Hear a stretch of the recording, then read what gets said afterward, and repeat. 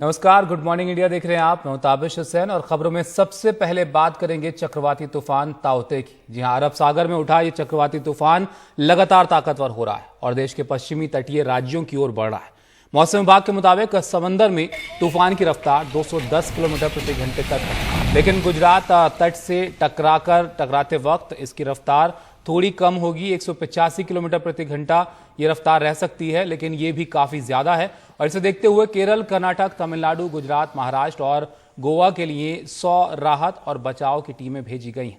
इसके साथ 10 quick response medical team और 5 पब्लिक हेल्थ रिस्पांस टीमों को भी तैनात किया गया है।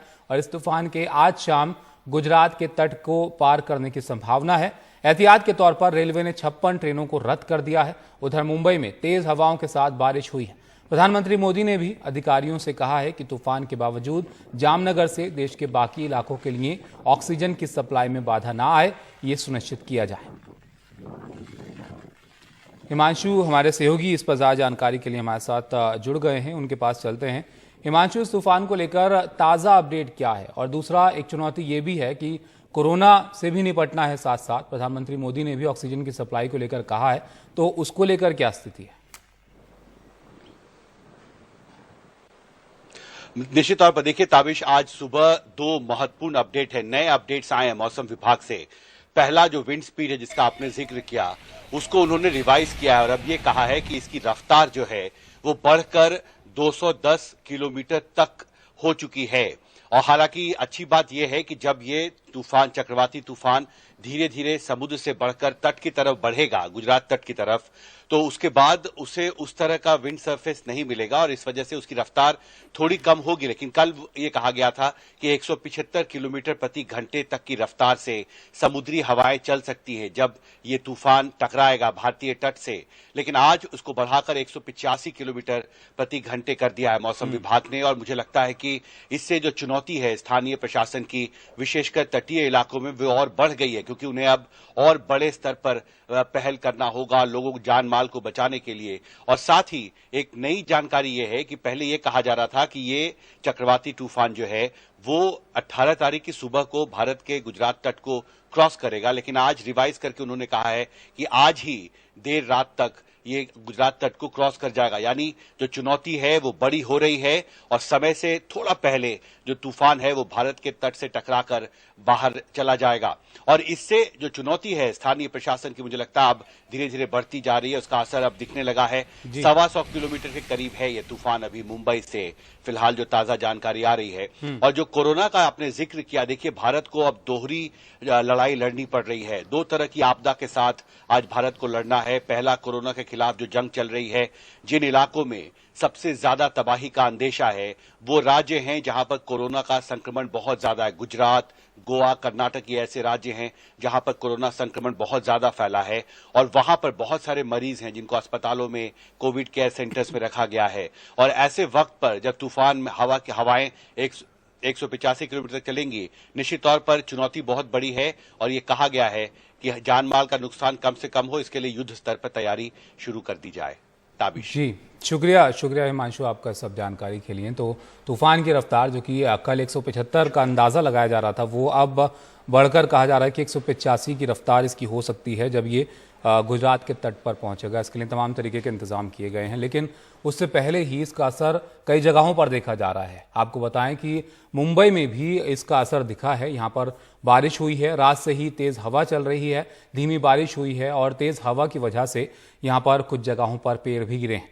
मुंबई फायर ब्रिगेड सहित पुलिस, बीएमसी और एनडीआरएफ, कोस्ट गार्ड सभी अलर्ट पर है। मुंबई में आज ऑरेंज अलर्ट जारी किया गया है।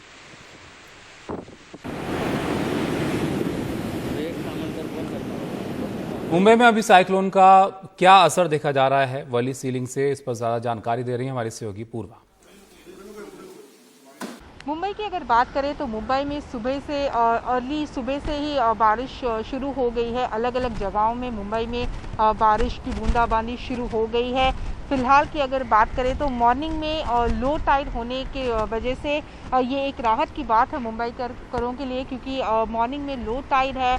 इसकी वजह से अगर भारी बारिश हो भी जाती है तो वाटर लॉगिंग का ज़्यादा खतरा नहीं होता है। जैसे कि आप देख रहे हैं अभी फिलहाल जो वर्ली सी फेस में है हम, तो ओवरकास्ट स्काई ऑलरेडी है और यहाँ पे लो टाइड है, लेकिन बारिश भी हल्की हल्की सी शुरू हो गई है। और अगर अलग अलग मुंबई की जगहों की अगर बात करें तो मुंबई में कुछ जगहों पे पेड़ गिरने की खबरें भी आ रही है, लेकिन सरकार का कहना है, प्रशासन का कहना है कि उन्होंने काफ़ी सावधानी बरती है और जो अलग अलग जगह पे जो कोविड पेशेंट्स भी होंगे तो उनके लिए भी अनइंटरप्टेड ऑक्सीजन और पावर सप्लाई की उन्होंने इंतज़ाम कर दिए हैं, क्योंकि अगर ज़्यादा हवा और ज़्यादा बारिश की वजह से अगर इलेक्ट्रिसिटी चली जाती है, पावर चली जाती है तो पावर बैकअप भी है। और जैसे कि आप यहाँ पे भी देख रहे हैं, जो नारियल के पेड़ है उनको एक रस्सी से बांधा गया है, क्योंकि हवा का स्पीड IMD ने कहा है कि 60 से 80 किलोमीटर प्रति घंटे की रफ्तार से हवा का स्पीड होने वाला है। तो जाहिर है कि पेड़ गिरने की खबरें भी आ सकती है दिन भर में। और अगर लोगों की बात करें तो कोंकण जो इलाका है वहाँ से प्रशासन ने करीब 6,500 लोगों को ऑलरेडी इवैक्यूएट कर दिया है और प्रशासन का कहना है उनकी पूरी की पूरी तैयारियां हैं। मुंबई में भी पुलिस और BMC ने कहा है कि उनकी पूरी तैयारी है कि अगर कुछ भी हो जाए तो वो उन्होंने अपने लोगों को हर जगह पे डिप्लॉय किया गया है और लोगों को ये कहा गया है, एडवाइजरी है कि वो बाहर ना निकले। और लॉकडाउन जैसी सिचुएशन होने के कारण ये एक राहत की बात है कि काफ़ी लोग अपने घरों में ही रहेंगे, क्योंकि ऐसे मौके पे हम देखते हैं कि काफ़ी लोग अपनी फैमिलीज़ के साथ बाहर निकलते हैं। तो ऐसा ना करें आप और आप अपने ही घर में रहें। हालांकि लॉकडाउन जैसी कंडीशन है, इसलिए काफ़ी लोग अपने अपने घरों में ही रहेंगे। तो फिलहाल की अगर बात करें तो मुंबई में बूंदाबांदी शुरू हो चुकी है, बारिश शुरू हो चुकी है और पूरे दिन में IMD का कहना है कि ज़्यादा हैवी बारिश होने की संभावना है। मुंबई से कैमरा पर्सन प्रवीण जी रोहित के साथ पूर्वा चिटनेस, NDTV इंडिया। जी शुक्रिया अपूर्वा। अब सुनील जी हमारे साथ जुड़ गए हैं, उनके पास चलते हैं, ज़्यादा जानकारी उनसे लेते हैं थोड़ा। सुनील जी, मुंबई में बारिश होती है तो एक बड़ी समस्या वहाँ पर हो जाती है और अब तो कोरोना भी है, तो पेशेंट का भी ख्याल रखना है कि ऑक्सीजन और बिजली की सप्लाई में कोई दिक्कत ना आए। ये भी है कि लोग घरों में होंगे, लेकिन इन सब चीज़ों के लिए क्या वहाँ पर एहतियात उठाए जा रहे हैं? और अभी आप कहाँ पर हैं, वहाँ पर मौसम कैसा है? देखिए तबीस, अभी मैं मालाड में हूँ और मैंने अभी बारिश है हल्की, लेकिन मैंने जानबूझकर छाता नहीं लिया है क्योंकि छाते के साथ फिर खड़ा रहना बहुत मुश्किल हो पा रहा है। आप देख सकते हैं कि किस तरह से हवा तेज है और आसमान में भी बादल जो है वो तेज रफ्तार से बह रहे हैं, जो गुजरात की तरफ जो कि दिशा है उस तरफ जाते दिख रहे हैं। और उसका असर देखिए हवाओं का, तेज हवाओं का पेड़ों पर भी आपको दिखाई पड़ रहा होगा। तो बिल्कुल मुंबई इस तूफान से हम कह रहे थे उसका असर साफ दिखाई पड़ रहा है, प्रभावित हो रहा है, जबकि काफी दूर अंदर समंदर से चक्रवात जो तूफान है वो गुजर रहा है और अभी काफी दूर है, लेकिन जिस तरह से उसकी गति लगातार बढ़ती चली जा रही है उसका असर हम मुंबई पर फिलहाल देख रहे हैं।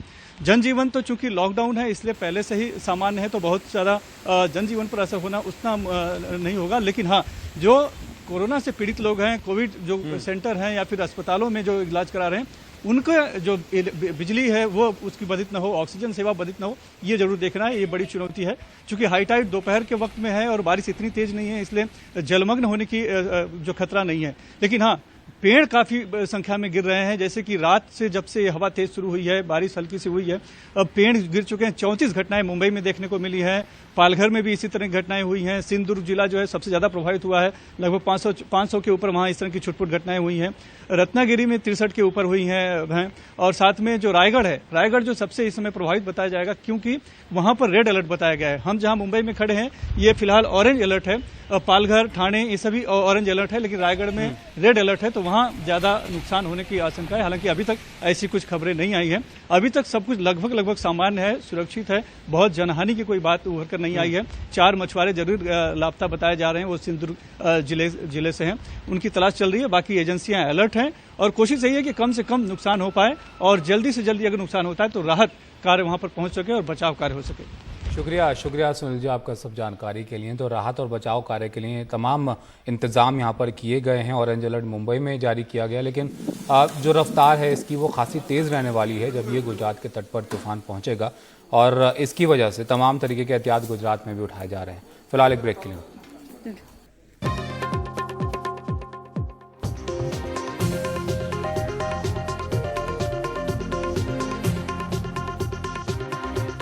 तो और अब बात करते हैं टॉप न्यूज़ की, वो खबरें जिस पर आप अपनी राय हमें दे सकते हैं हमारे यूट्यूब चैनल पर जाकर।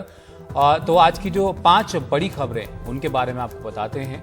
महामारी के बीच चक्रवाती तूफान ताउते का टेंशन है, इसकी काफ़ी तेज़ रफ्तार होने वाली है जब ये गुजरात के तट से टकराएगा। और वैक्सीन को लेकर पीएम के खिलाफ पोस्टर को लेकर सियासत हो रही है। 17 लोगों को गिरफ्तार इसको लेकर किया गया है। आज कोरोना से बचाने वाली डीआरडीओ की दवा आ जाएगी और क्या दूसरी लहर जो है कोरोना की वो ढलान पर है। 26 दिन बाद 3 लाख से कम मामले जो है कोरोना के वो देखने को मिले हैं। और साथ ही इजराइल फिलिस्तीन के बीच जो तनाव है वो कम नहीं हो रहा है, जंग की जो टेंशन है वो कम नहीं हो रही है। इन खबरों में से कौन सी खबर आप विस्तार से आज दिन भर एनडीटीवी पर देखना चाहते हैं, उस पर आप अपनी राय हमें दे सकते हैं हमारे यूट्यूब चैनल पर जाकर।